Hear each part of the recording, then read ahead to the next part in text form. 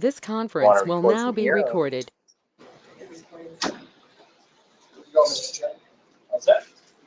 Good morning and welcome, everyone. I'd like to call this meeting of the Hudson River Black River Regulating District Board to order. Members of the public are able to attend today's meeting of the Hudson River Black River Regulating District here in Utica, as well as virtually. For individuals attending virtually, we ask that you please close other programs on your computer or phone, silence your cell phone, and mute your audio when not speaking. The board agenda is available at HRBRRD.ny.gov under board meetings.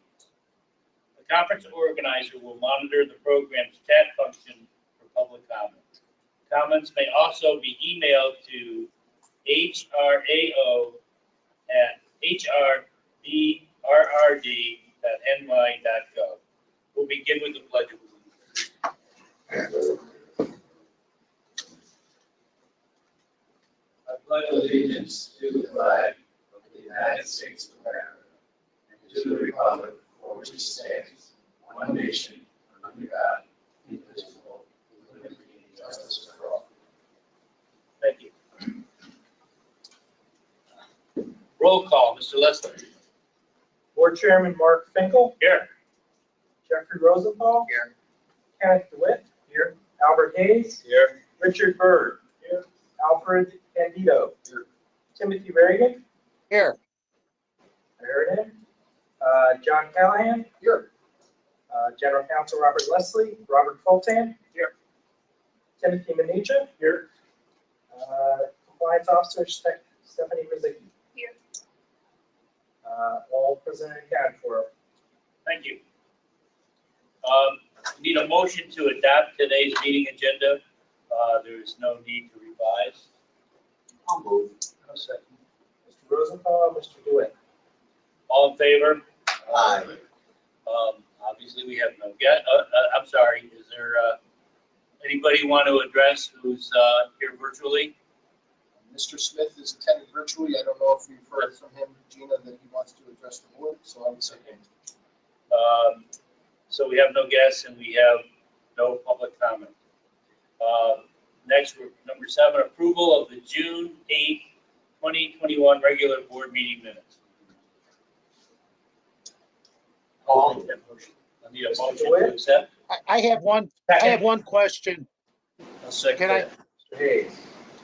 All in favor? Aye. Any opposed? I have one question. Can Next you hear is the me? report of our executive director, Mr. Callahan. Thank you, Mr. Chairman, members of the board, good morning. My report appears on page 15. For my regular report, I just want to note that a good portion of the time over the last month has been devoted to knowledge transfer and permit management issues in the wake of Mr. Hodgson's retirement. I've also spoken to several members directly regarding succession planning and what the post-Hodgson regulating district should look like and function like, and I look forward to continuing that dialogue in advance of the September meeting as we hope to present some potential news for the board's consideration at that meeting. I just want to also note that members of the 109th Airlift Wing of the Air National Guard will be conducting water survival training at SFO from August 4th to 8th.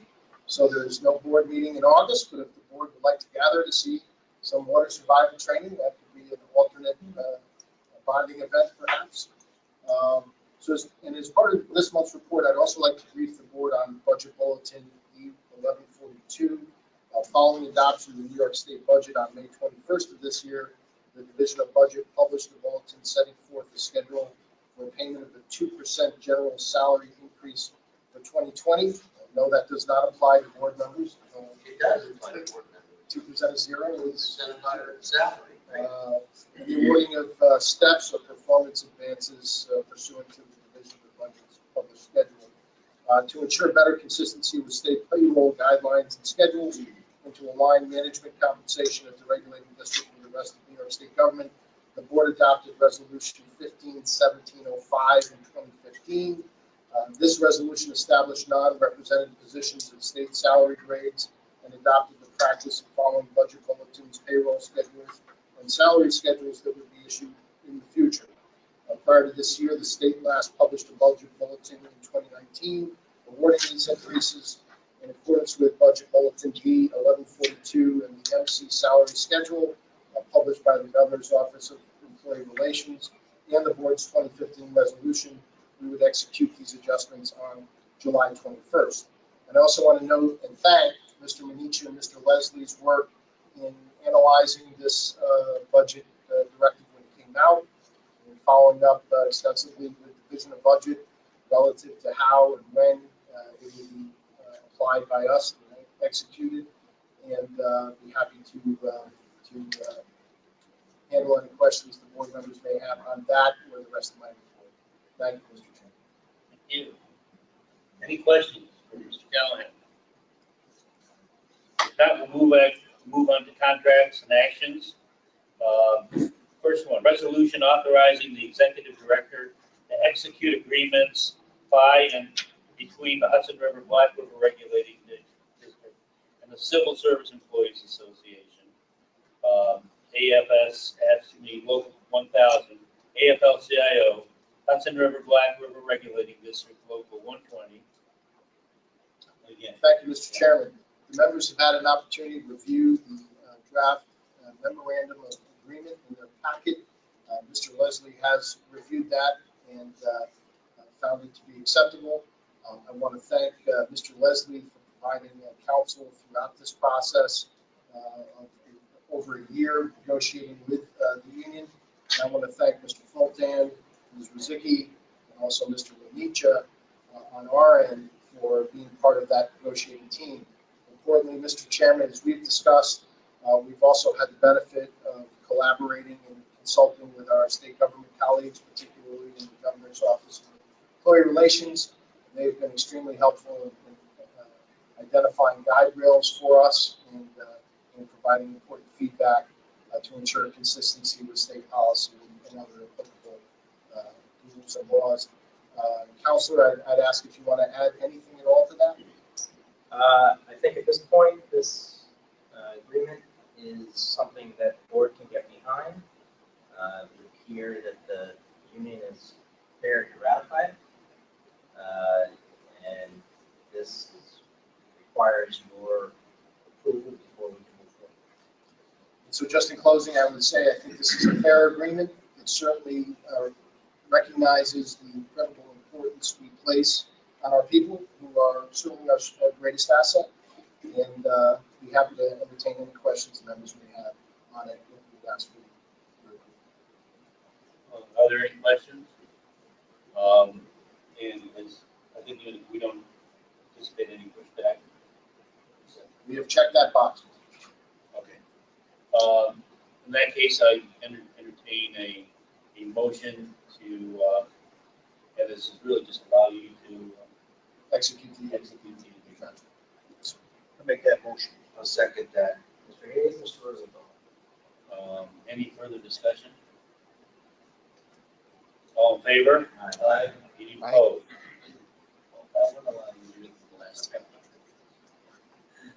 Second, a resolution authorizing the executive director to secure a permit from the Office of General Services for 656 square feet of renewable rentable office space located at 317 Washington Street, Watertown. Thank you, Mr. Chairman. And as we'll indicate in the next item as well, and as we've discussed frequently with the board over the last year, we have seen the opportunity, I think, with COVID and with the current market and more people working from home, that there might be opportunities to identify alternate office space in Watertown or Albany, or both, which is more efficient and results in savings. We did look in Watertown at several properties. Ultimately, it was tough to beat the deal we get from OGS at the state building in Watertown. So we feel good coming back to the board and recommending this continued agreement at $9,840 annually. I do also want to note in evaluating our existing space as opposed to other alternate space, unfortunately, they had an active shooter incident in Watertown not long ago. This did not impact our building, but it was in a neighborhood very, very close. And we were reminded of the value of being in a building where you have somebody sitting at a desk all day long, checking people in and having regulated access. So that I don't think can be discounted in the overall calculation here. So with that, I entertain any questions, Mr. Chairman. We appreciate the board's support. I just had one question, just curiosity. 656 square feet, that's not very big. It's pretty cozy, pretty cozy. And just, Less or more than? it's less, it's exactly the same space we have now, Mr. Rosenthal, but it is less than, a lot less, I think maybe half the space as I'm looking at my other colleagues who preceded me from the space that we used to have there, which included, I think, the room next door, which was the site of my very first board meeting. And that was pretty cozy. I think Granicus took up half the room and then we took up the rest. How many people? 2 people. And so there is a space, there's a third workstation. If I'm there, one of my other colleagues is there. It's over in the corner. It's cozy. But Well, my first law office was 450 square feet, so I realized that's tiny. So. Okay, any other questions or comments? Okay, in that case, I'd like to entertain a motion authorizing the executive director to secure a permit for that office. Mr. Byrd? Second. Second. Mr. Doyle? Any further discussion? In that case, all in favor? Aye. Any opposed? Next, number 3, resolution authorizing the executive director to enter into an agreement with Fuller Road Management Corporation for occupation of space at 575 Broadway in Albany for the Hudson River area office. thank you, Mr. Chairman, members of the board. This search bore more fruit than our search in Watertown. We actually looked at several spaces, and at the end of the day, we analyzed, I think, including our existing space, 6 properties, 6 or 5, 6, excuse me. And this represented the best value. This is a location downtown. It is in the former Union train station. And it is also, I think, notably in the floodplain. So we are, of course, protecting the city of Albany from flooding from our perch up on the hill. Now we are sending, I think, a strong message that we're all in. And this will result in annual savings of about $3,500 annually, 2% escalator. The initial term is $2,751 a month. When you add in the cost of picking up parking downtown, we are still well under what we're paying currently at 350 Northern Boulevard. And it is a more efficient space where we'll have a more effective working environment. So, and importantly, save some funds while we do it. So we're very enthusiastically recommending the board authorize this. In the last resolution, you brought up security. Yeah, this too. This is a quasi state-owned space. The owner and manager of this building is Fuller Road Management Corporation. That is an arm of SUNY Poly, and not unlike Watertown, it does have in the lobby a guard station during the day. So that also is a benefit. And again, I'll just note it's a small thing, but in the context of the active shooter environment or incident rather, we look at these things. The offices, the spaces we're in 350 currently, there's one way in, one way out. You know, there are no other ways to get out of that office other than the door you walk through. Here, that's not the case. There's another means of egress, emergency egress on the floor that we'll be on, which is the 3rd floor. So it's things like this that we do find ourselves, taking into account. OGS help us move. OGS will not help us move. We will get a firm to help us move, which will be the case wherever we were going. We don't really want to take. We could also utilize district personnel, but we don't really want to take them away from what they're doing. And this is Fuller Road is quasi-state government, like we are, public authority, but they are not. They're not in the true executive agency OGS environment.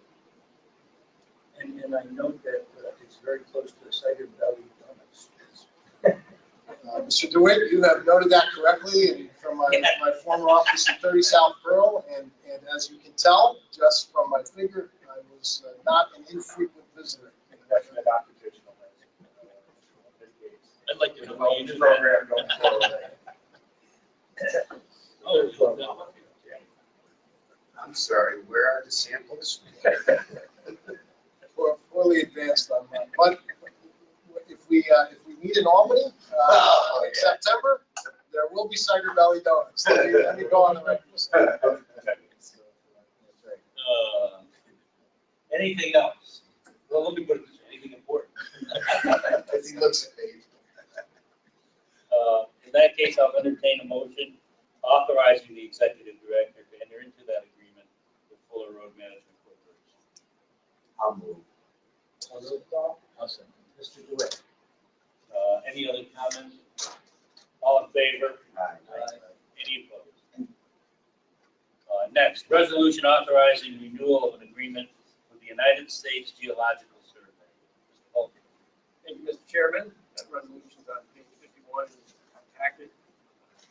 This is a renewal of contract for the USGS for gauge station, both river gauge station and reservoir gauge stations. 3-year renewal.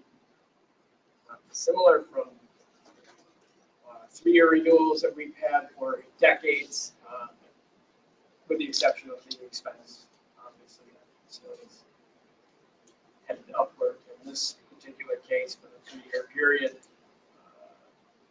We see $437,310 for the cost of operating, paying for USGS to operate and maintain the gauge stations and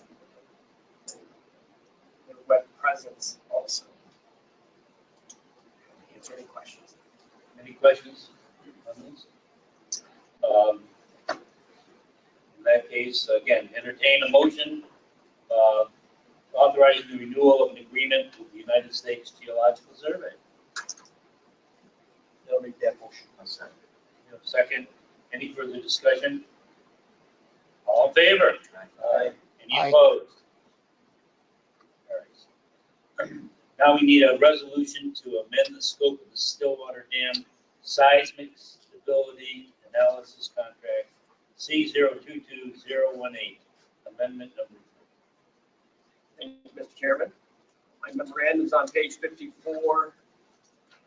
The district hired Rizzo Engineering to complete a seismic stability analysis. Part of that work included development of a subsurface investigation program.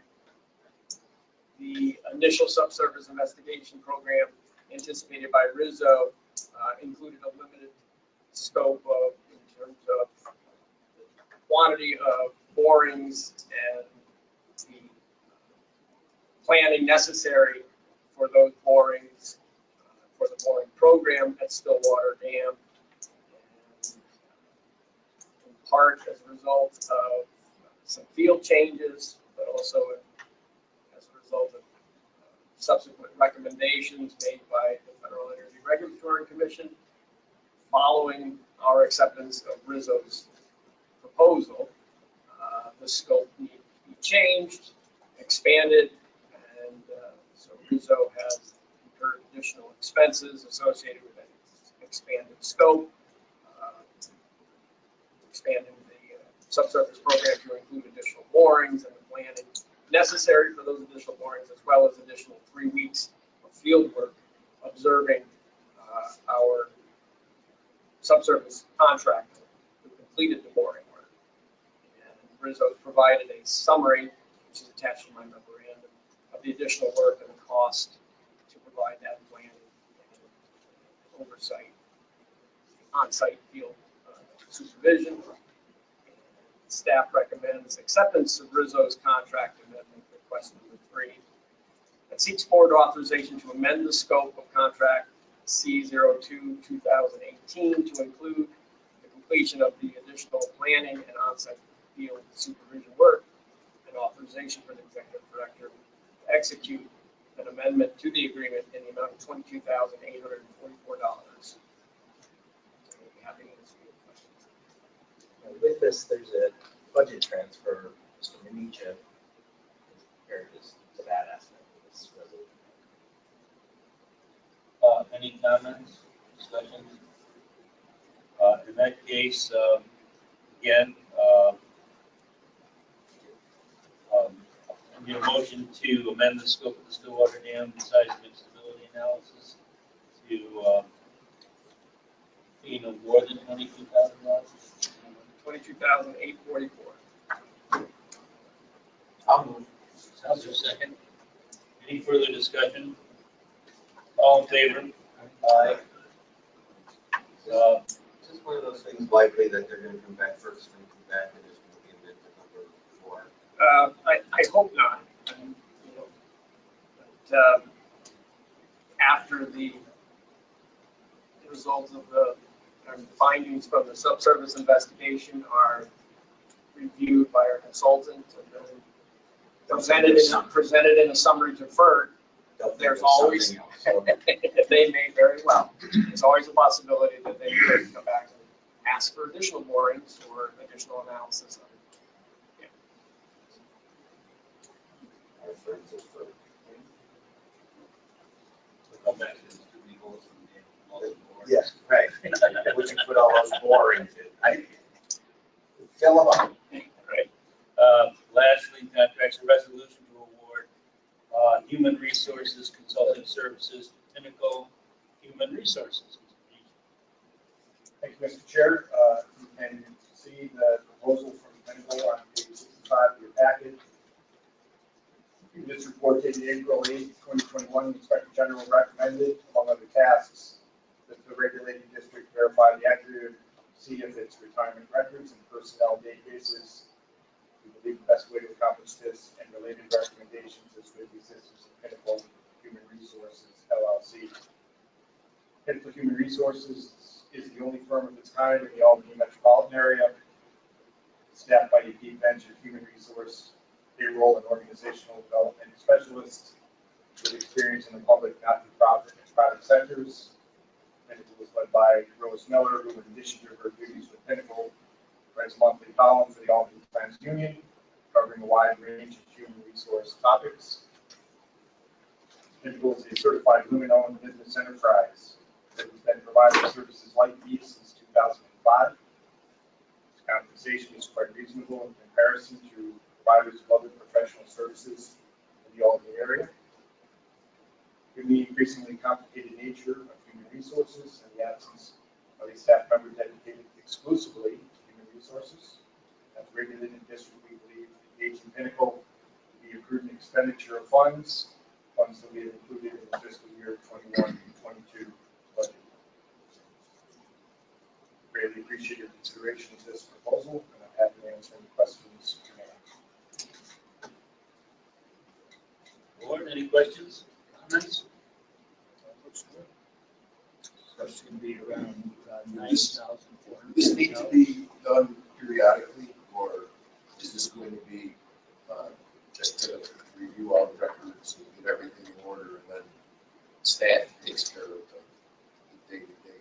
Yeah, so all that we're asking for at this time is for this engagement for amount not to exceed $9,450, I believe, and for the current fiscal year.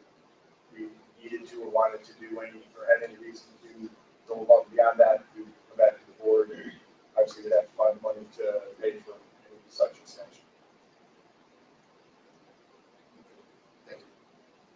Any other comments?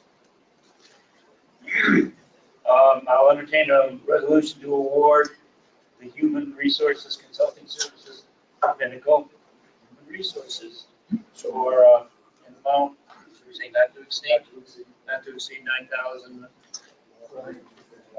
Mr. Candido, move. Mr. Byrd, second. Any further discussion? All in favor? Aye. Any opposed?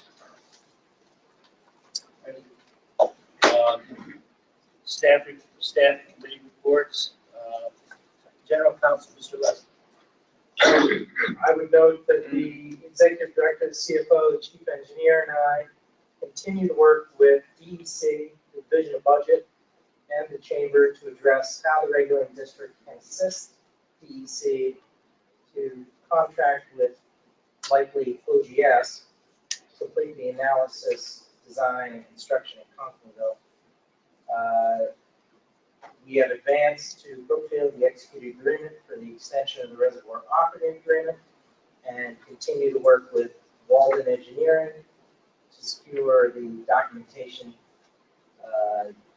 necessary from Erie with regard to the appraisal at EJ West and Conklinville.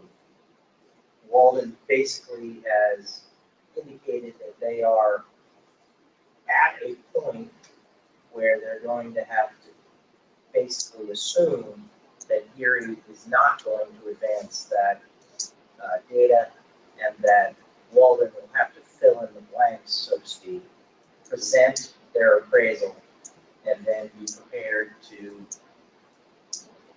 defend that appraisal in light of Erie's expected tact, which would be, hey, you haven't used our data. No kidding, really? We've asked you for it over the last 6 months. So we're kind of gearing up for that fight. We also are working with Stillwater Associates on an extension of that reservoir operating agreement. That does not seem to be going well. Stillwater appears to be steering us towards a purchase of the Stillwater plant rather than an extension of that lease. We don't know yet the value of that plant. I suspect it is significantly less than the value that Stillwater places upon it.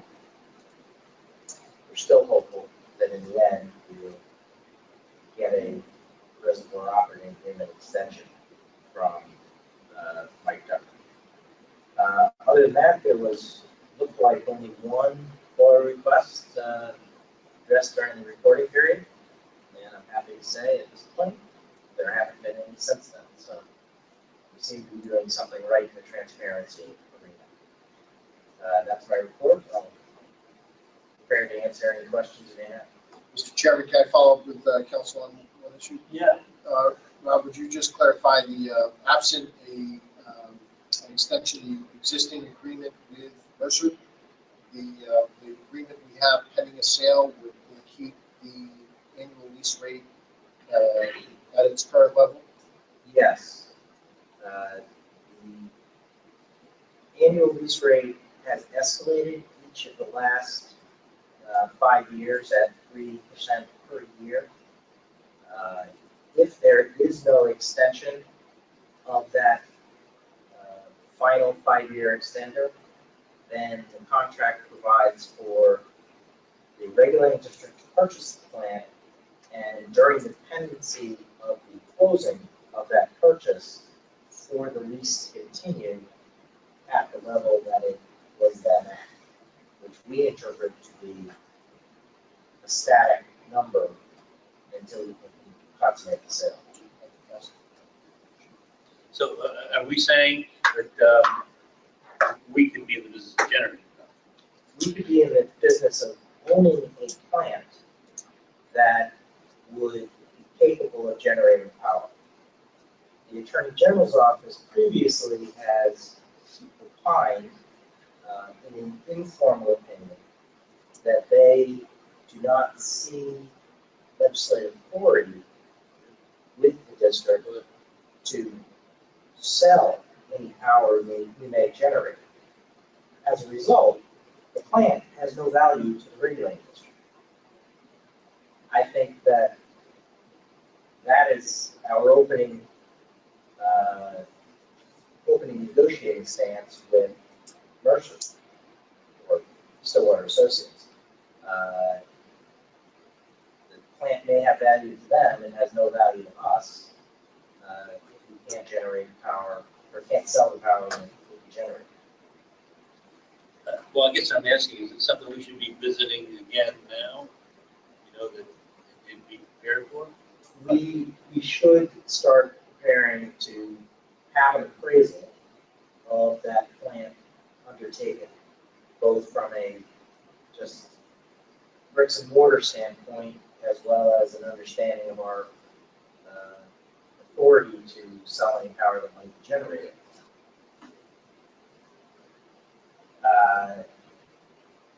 And continue to try to negotiate an extension of that lease if one were to be possibly negotiated. Look, if we purchase that, could we sell it? We own the land underlying the plant. What we will be purchasing is the infrastructure, which really, when it comes down to it, is a concrete box in the ground, which contains somewhat antiquated generating equipment. Do they generate power now from it? Yes, they do. When do we sell it? Power? We might be able to lease the plant to a new company. We cannot sell the power because we only have the powers granted to us by our statutory authority. Our statutory authority derives from the Environmental Conservation Law, Article 15, Title 21. In Title 21, there are many powers granted to us, including the power to apportion our costs among the beneficiaries, to assess for those costs, to purchase lands, to take other actions specific to our core mission. Unlike other entities like the Power Authority, who have a specific statutory authority to generate power, we lack that specific language in our statute. We could lobby the governor's office, the Senate, and the Assembly to have that statutory authority bestowed upon us. We've not gotten far with that argument in the past. It's more likely that what we are going to do is find a new entity who wants to sell power at X rate. So, forgive me about the lack of knowledge. So, the district owns the land. We do. The land. And Stillwater Associates lease the land that they sit on to generate power. That is correct. And they no longer want it. So that's why they're pushing it off, because it probably needs upgrades. And so if the district would purchase it, then turn around and lease it to the hydro. Yes. More to the point, Mr. King, they are, we've had a series of meetings with them to discuss a new lease, or essentially this lease, and they're looking for a reduction in their rent, essentially. So that it's not necessarily that they want to get out of it, but rather they're saying they do have a power purchase agreement that extends out several more years. So we thought we might be able to achieve an agreement over the life of that power purchase agreement. We're not there yet, as council has indicated. We're still talking. If you're talking, there's always a chance. But I think the key revelation for us is this condition in the existing agreement that requires them to continue to pay rent at the present level while we're negotiating the sale, because that will take some time. We'll need an independent fair market appraisal. We'll need to satisfy the AG and OSC. So that's not something that's going to get done in 12 months or even 16 months. So there doesn't immediately emerge in our budget a gap that needs to be filled, because even though we've programmed in, I think, 3%, Mr. CFO, we would lose that escalation, but you're not going to lose the whole number. But as I think Rob was indicating, there's a high likelihood that we would be able to find another operator through a competitive process that would be interested to come in, maybe replace the infrastructure, maybe upgrade the infrastructure, but that site is probably going to be attractive to someone. How long is the power, purchase power? Another 9 years. 9 years, but the lease is done now. Yeah. It was done 5 years ago, but there was an automatic 5-year extender. I think it was. I think it went from 85 to 2015.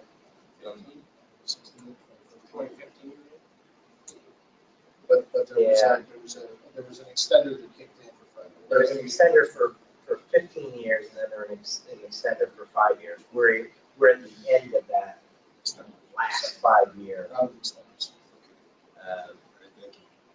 But way back when they negotiated the original lease agreement, they had secured the change in law permitting us to lease that property to them. Specific statute that sets the nuts and bounds of that lease agreement. And at that time, set in place a ground lease agreement that at the end of its term would require the district to purchase that plant from the entity that was leasing it. Pretty much in exchange for them winning. They did. Made the money over a long period of time, and we're at the end of that agreement.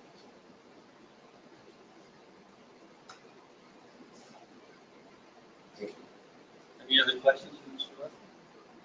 Thank you. Thank you. Understand the compliance officer, Mr. Ziki. Thank you, Mr. Chairman. My report can be found on page 71. Just a few items worth noting. I performed the quarterly internal control compliance audit at the Black River area office. All accounting practices are being followed and proper procedures are in place. As you are aware, we hired 3 seasonal laborers at the second level field office with a term not to extend 20 weeks. I've been checking in with the maintenance foreman Dave Ioli on a regular basis, as well as meeting with the seasonal laborers to make sure things are running smoothly. One of our seasonal laborers accepted a full-time permanent position with DEC, so that person has left. I completed an extra interview with that person. The second person will be leaving July 20th, and the third one mid-August. Finally, just on pages 72 to 73, for the contract status sheet, they are there for your review and satisfy the public authority requirement. If you have any questions, if not, that concludes my report. Any questions for Mr. Ziki? Thank you very much. Next, Chief Fiscal Officer. Thank you, Mr. Chair.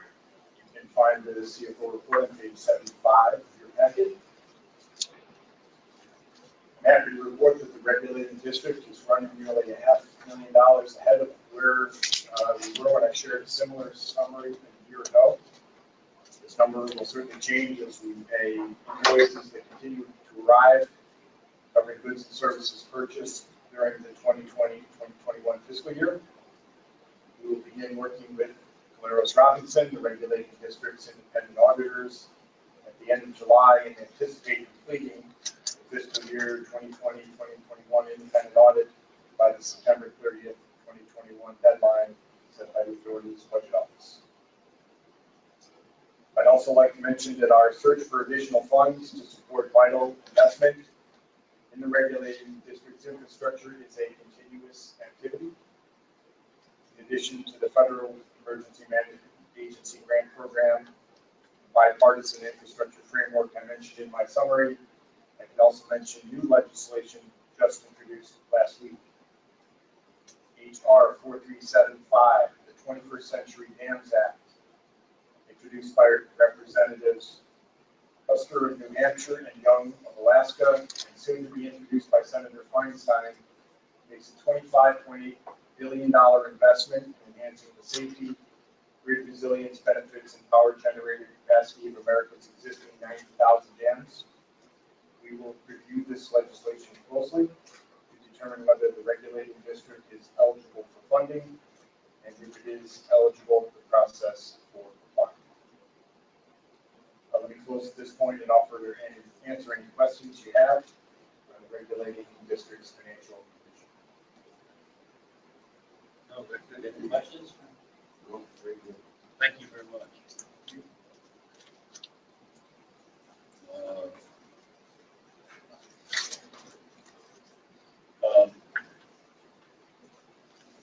Chief Engineer, Mr. Volk. Mr. Chairman, my report begins on page 99. In general, we have closer to average precip throughout the month of June. Saw about between 50 and 60% inflow of the Hudson River area of historic average, about 26% that's Stillwater historic average inflow. Certainly since my writing of the report, we have seen an increase, which I'm sure you're all aware of, in precipitation and rain, and inflow, and now say Sacandaga is about a half a foot away from the target elevation. Nice improvement as compared to a month ago. Stillwater Reservoir itself also is coming back up close to our operating level. About 4/10 of a foot. So, beneficial additional inflow. Should set us up nicely. Should it turn drier for the rest of the summer. And certainly put us in a good position to be able to make the releases we need to augment natural flow for the remainder of the year. I'm happy to answer any questions. Good. Yeah, you did a great job. Just for this meeting. Just for you. Any questions? Thank you very much. Any other board member questions or comments?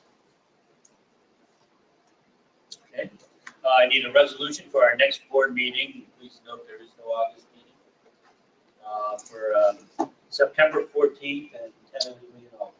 Yes, sir, Mr. Chairman, if I may just also note, Tim earlier referenced one Inspector General report recommendation that we're working on, as I've communicated to the board. Another one is training from the authority's budget office. We are tentatively scheduled to receive this training prior to the next meeting in Albany at 9 a.m. We're hoping everybody can attend in purpose, with purpose, and in person. And though that is an inconvenience for some, but we certainly work with everybody on that. And that's what we're thinking. And then the meeting would be at 11 following that training. Sounds good to me. So let's, I need a motion to meet in Albany, 9/14 at 9 o'clock for training. 9 o'clock for training. So move. Second. All in favor? Where would we go? At the donut shop. I think we're working on the exact location. It may be in the new building, and so we're trying to see if we can work out those arrangements. Or maybe another location. Hope to nail that down for the next couple of years. Okay, can I have a motion for the meeting? I'll make that motion. I'll second. All in favor? Aye. Motion to adjourn. Second. All in favor? Aye. Thank you all very much, everybody.